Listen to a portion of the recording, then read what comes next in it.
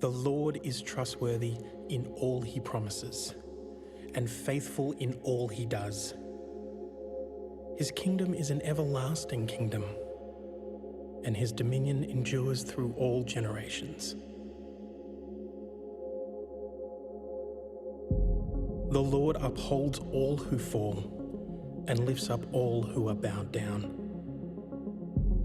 The eyes of all look to him, and he gives them their food at the proper time. He opens his hand and satisfies the desires of every living thing. The Lord is righteous in all his ways and faithful in all he does. The Lord is near to all who call on him, to all who call on him in truth. He fulfills the desires of those who fear him. He hears their cry and saves them. The Lord watches over all who love him, but the wicked he will destroy. My mouth will speak in praise of the Lord. Let every creature praise his holy name forever and ever.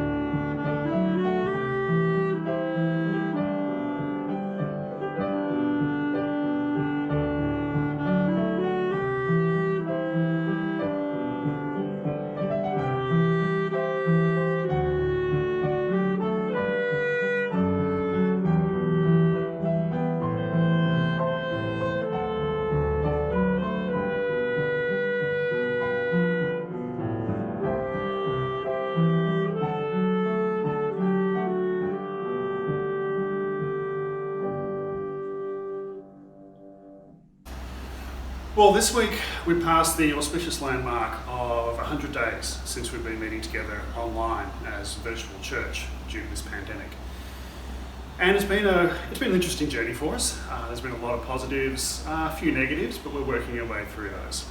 But of course, we're not the only church who's been having to do this. We're surrounded by a whole lot of churches in Whitehorse who have had to respond in different ways with the resources that have been available to them to meet the needs of their congregation, but also the broader community around them. So I thought it'd be good today to invite Karen, who's from Whitehorse Churches Care, to come and talk a little bit more about what's happening outside of our walls and outside of our little property here, and about what's happening in other churches and the communities that we're working with. So thanks, Karen, for joining us this morning. We've tried to position ourselves the nice 1.5 metres since we're still in that stage of lockdown. But first off, we thought just a lot of our community might not know a lot about Whitehorse Churches Care, so it'd be good just to get a sense of who you are and who the organisation is and what you've been doing. Yeah, cool. Thanks, it's good to be here. So Whitehorse Churches Care is a relatively new organisation, so we started about a year ago, but I've only been in the role for the last 6 months. Initially it came out of the pastors meeting together regularly and then feeling like they wanted to be involved in a project together. And so they were aware of the winter shelter program that has been happening around the state, and you may be aware of Stable One and what's happened in the Yarra Valley over the last 3 years, using church buildings to house people who are homeless. And so the thought was, let's do one in Whitehorse, and therefore let's set up a structure so that we can work together.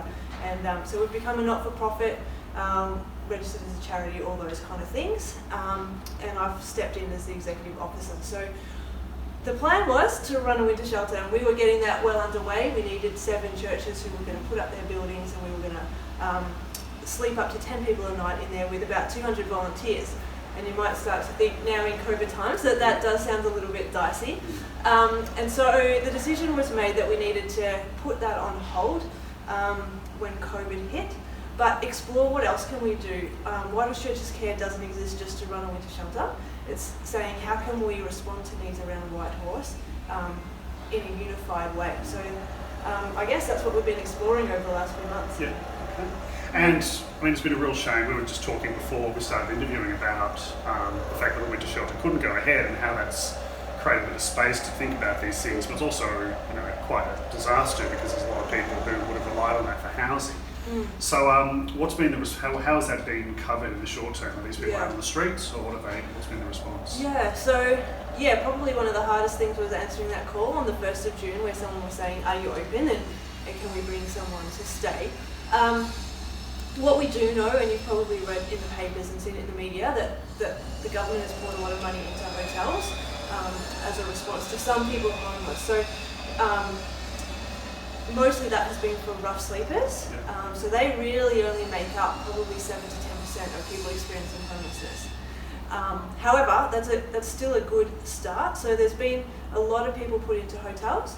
And even in the Whitehorse area, I believe quite a number have gone into hotels, though not necessarily hotels in this area, so you get some added complexity of people being moved away from their normal areas. But yeah, we do know there are people doing that. There's been a few other things pop up. So Stable One has managed to get a conference centre, so they're using that, which means that they can have individual rooms and people can sleep in that space. So there's 12 beds out there. That's a small number, but yeah, it's hard. It is. It's okay. So with winter shelter not able to go ahead, obviously there's some opportunities for other things. What have been some of the ways you've seen churches responding to the needs of their communities through this last 100 days or so? Yeah, so a few days into the shutdown, I got a call from one church saying, we've got an idea, what about some food relief? We think that that's probably going to be an area of need. And then within 24 hours, I had a call from another church saying basically the same thing. And so I thought, well, maybe I better act on this and get them all to meet. And so we've had a bit of a food relief centre operating out of one church in Blackburn there. And that's been able to respond to people who potentially were falling through the gaps. So some services were saying, if you're not already registered with us, we can't take anyone extra. But we could say, yeah, sure, come along. So that happened. And that kind of has also spread to responding to the council. So the council contacted us and said, we're having people come through the COVID line that are having to isolate, and we need to provide food for them. So we've been able to respond to that need. The local police have been making calls to people who are isolated, and so we've been providing hampers and stuff for them. And that's not just out of one. Out of one, there's like a number of churches involved, so Stairway, All Saints Anglican, and others providing food. But also New Hope and Crossway have food that happens already, so we've been able to move into that as well. Some of the churches are going into Deacon Uni and providing meals for people, for international students. So there's been a bit around, and probably increasingly we're seeing the social isolation really kick in. And so a number of people that are requesting food support are also requesting phone calls, regular phone calls. Or I was reading through some of the referrals this morning, asking for prayer or something. So can someone call me to pray with me? So we're having these opportunities to connect with people that we may not otherwise have had. So with the virus dragging on into its 4th month, and still locked down in some parts of Melbourne, do you see the needs changing? We've talked about social isolation, obviously one of them. Are there other needs which are emerging as time drags on? Yeah, I think the isolation one is a big one, and we've been having some conversations with the council about that as well. I wonder too about, it all depends really when JobSeeker goes back to its normal rates and when JobKeeper ends. I think we'll see an increase in people wanting support. The unemployment piece is going to be significant. So there's churches that are involved in providing sort of potentially online or face-to-face employment support. So if there's opportunities to move into that space, we might find ourselves there. And also once people are kicked out of the hotels, once that comes to an end, there's going to be people in need. And when this is all over, who knows when, how do you think that community and church are going to look different? And what's your sort of forward planning for when this is all over? How are things going to be different, do you think, and how do we feel like we need to respond to our communities in different ways? Yeah, really good question. And I know that that's being explored around the churches, and it's interesting to hear the discussions. The pastors are meeting every fortnight at the moment, talking about where to from here. I think I wonder if there's going to be a lot more localised support required, and whether this is actually going to push us to be more visible in our communities.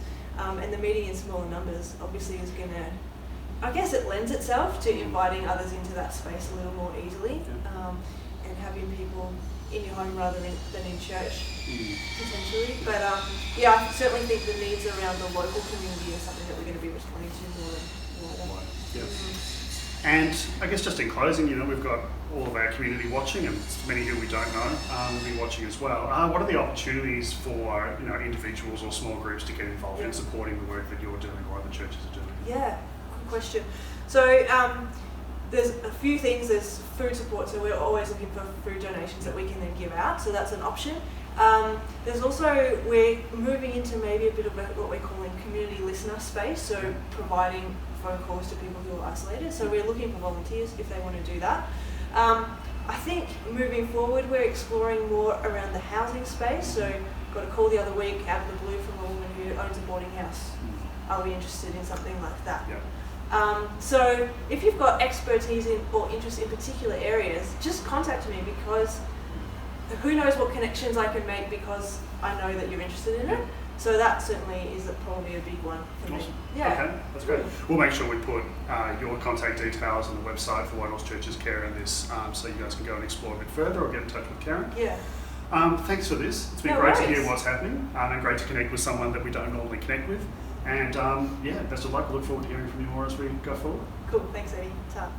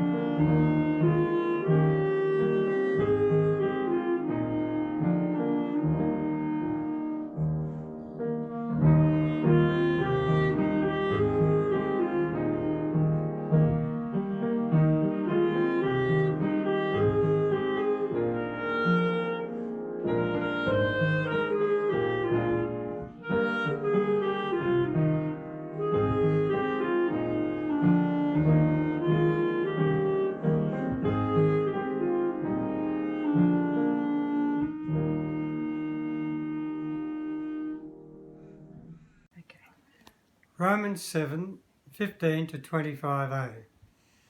For we know that the law is spiritual, but I am of the flesh, sold into slavery under sin. I do not understand my own actions, for I do not do what I want, but I do the very thing I hate. Now if I do what I do not want, I agree that the law is good. But in fact it is no longer I that do it, but sin that dwells within me. For I know that nothing good dwells within me, that is, in my flesh. I can will what is right, but I cannot do it. For I do not do the good I want, but the evil I do not want is what I do. Now if I do what I do not want, it is no longer that I do it, but sin that dwells within me. So I find it to be a law that when I want to do what is good, evil lies close at hand. For I delight in the law of God in my inmost self. But I see in my members another law at war with the law of my mind, making me captive to the law of sin that dwells in my members. Wretched man that I am, who will rescue me from this body of death? Thanks be to God through Jesus Christ our Lord. Well, friends, COVID-19 has closed in again upon us, and we are asked to stay in quarantine. This has found me down at my home on Victoria's south coast. So today I am preaching for you from the beach. It's a beautiful sunny day, but a sea fog has rolled in off the waters of Bass Strait. Behind me over there, under that bank of cloud, are the mountains of Wilson's Promontory.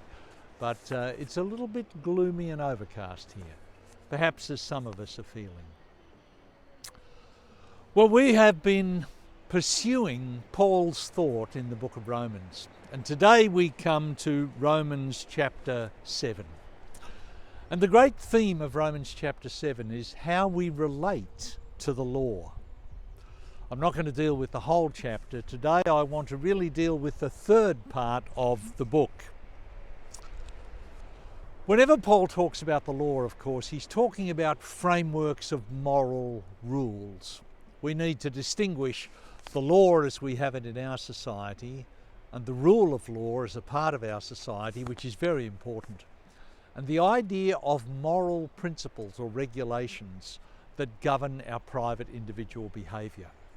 When Paul talks about the law, he's talking about the latter, about those ideas of what is right and wrong, and every system of codified principles that might guide us in moral thinking. Now, that idea that there is a morality of which we need to both be aware and also to observe is very, very basic in most religious systems. And it's almost an instinct for good people to want to enunciate and then live by those kinds of moral principles.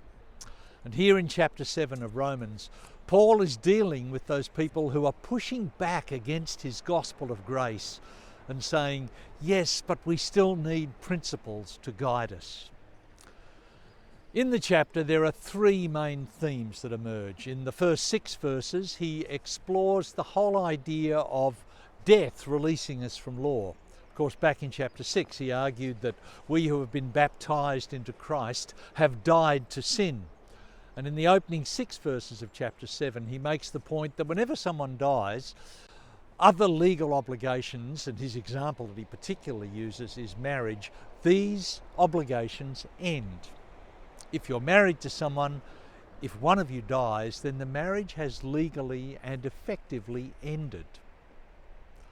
As someone who marries people as part of my clergy role, it's important to remind some, really love-struck young couples that they can't promise to love each other until the stars fall from their places in the sky and I will love you until my dying breath. The idea of marriage is that it lasts for as long as you both shall live, or to use the old framework, until death us do part. And Paul takes that principle and he applies it to the law. Just as we have died to sin, so the law has ceased to have any authority over us. Then in verses 7 to 13, he addresses a second objection. People say to him, are you then saying that the law itself is evil or wrong or bad? And he's saying, no, not at all. It's good in itself. But law, as we experience it, has the impact of amplifying sin, of making sin worse. The law is good in itself, but our sinful natures lead to death through the law. And he explores that triangle of sin, law, and death. Law in itself is good, but through the impact of sin, it leads to death. And then in the final section from verse 14 on, he goes into the inward experience of law. he begins to explore motivation and what we might call the psychology of sin. Now, we identify as the father of psychology Sigmund Freud, who was born in 1856 and died in 1939. And it was from Freud's work that what we know of modern psychology really came to be. And yet here, 1800 years before Sigmund Freud, Paul is exploring aspects of what we know as psychology. And he draws a distinction between the mind and what I know is good in my mind and what my members actually do. He actually talks about the law of my mind and the law of the members being our hands and feet and heart and eyes, the different parts of us that don't necessarily follow what our minds know to be a good thing. So he says towards the end of this passage, with my mind I am a slave to the law of God, but in my members I am a slave to the law of sin. Here we have a poignant expression and depiction of the human dilemma. We might will and intend one thing and see with our rational minds that it's a good way to go, but we are finally powerless to actually do it. As he says in one of the old translations of the scripture, the good that I would, I cannot. Although we might give mental ascription and affirmation to the ideas of some kind of moral code, in our sinful humanity we are often incapable of meeting it. Augustine spoke of this in his work when, in one paraphrase of one of his principles, he actually says, love God and do what you like. If you are focused upon God in the Spirit, you can actually find a freedom to live a good and moral life which is independent of these kinds of rules. For many of us now, we find this quite counterintuitive. When we look around at public life, at corporate life, at the state of the world, one of the things we decry is the absence of ethics, of principles. We want to re-regulate so much of life. Yet Paul is saying ultimately this will avail us nothing. That human powerlessness and greed which is driven by sin will subvert any attempt to do this. Are we then lost hopelessly without any possibility of a new understanding of freedom and moral life? No. Paul talks to something new that has been brought about in Jesus Christ, which is absolutely fundamental to a good and moral life. And that is not rules or laws or moral principles, but it is what he calls the life of the Spirit. Here at the end of chapter 7, Paul has brought to a close his major section of looking at the old way of living. In chapters 1 and 2, he explored the fallenness of humankind and how none of us have the right to judge others. In chapters 3 through to 7, those 4 chapters, he explores justification by faith and the freedom from law that is found. And then in chapter 8, he comes in some ways to the climax of the book, as he begins to explore what this life of the Spirit might mean. Over the next 3 weeks, the lectionary takes a very leisurely approach to this, and we will explore this life of the Spirit over 3 successive weeks. May God be with you as you grapple with these issues of the life of the Spirit or the instinct towards morality in your own life. And may God grant you freedom and liberty and love and courage to embrace the way of living by faith, through grace, through Jesus Christ the Lord. God go with you.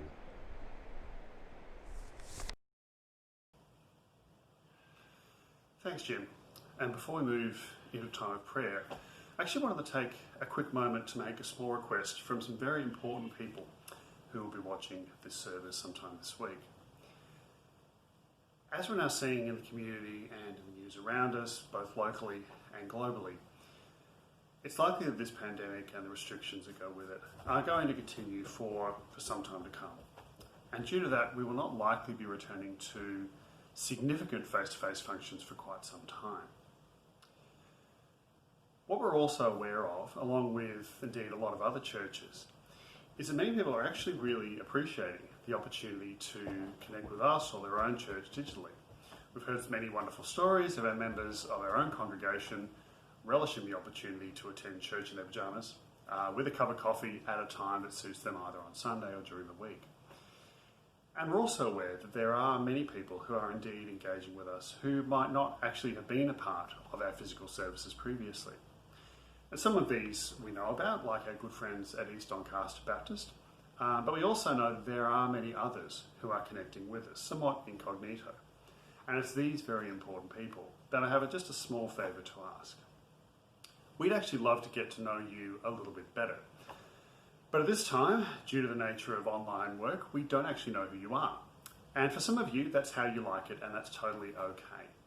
If you're benefiting from what we provide here and want to keep doing that quietly without us knowing in the background, then we're totally happy for you to do that and are delighted that at least you're here and you're benefiting from what we do. But for anybody else who might actually want to begin to interact with us at a slightly deeper level, we'd love to hear from you. So we'd love to find out a bit more about you, get to know you a little bit better, and invite you to some of our online and indeed some of our physical opportunities that we're beginning to start running but may not advertise publicly during this service on Sundays. So I invite you to send us an email at office@boxhillbaptist.org.au, and we can put you on the email list for these services at least and other things that are running so that you don't miss anything and hopefully begin to get to know you, begin to pray with you and invite you into our community. Again, there's absolutely no pressure to do so, but the invitation is always open for anybody at any time to say hi and get to know us a little bit better and allow us to get to know you a little bit better. And with that, I'd now like to invite us all to join in a time of prayer. We're going to open this time of prayer with a short video, which we actually shared on our Facebook page this week, but I felt it was a very suitable and timely way to move into a time of prayer for our world. While it's speaking to a specifically American context, all of what it has to say, I think, speaks to the same issues in our own country and globally. So we'll use this to begin to set the context for our prayers this morning. After that, there'll be a series of written, unspoken prompts on the screen, which will guide us all through a series of prayers. And I encourage you to pray as you feel guided through those. And if you need to, feel free to pause and pray for any of those points for as long as you may want, before we'll close with an instrumental benediction.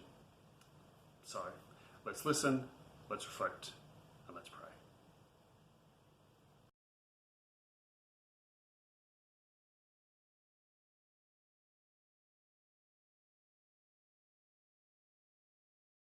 Followers of Jesus Christ must understand that every person who walks this earth possesses the image of God. For this reason, racism, sexism, and homophobia are an assault on that very image of God.